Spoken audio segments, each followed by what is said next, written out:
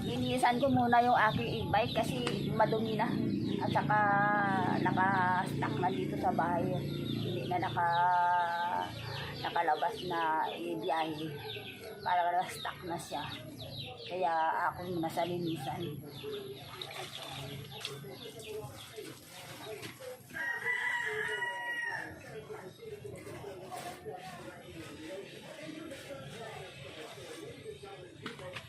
Mahirap pala yung sasakyan kapag hindi mo magamit lagi na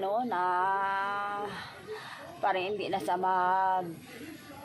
magtakbo ba, parang naatako na yung mga pyesa niya. Siguro lagyan ng asayte para matanggal yung ka-atak niya, yung maraming atak.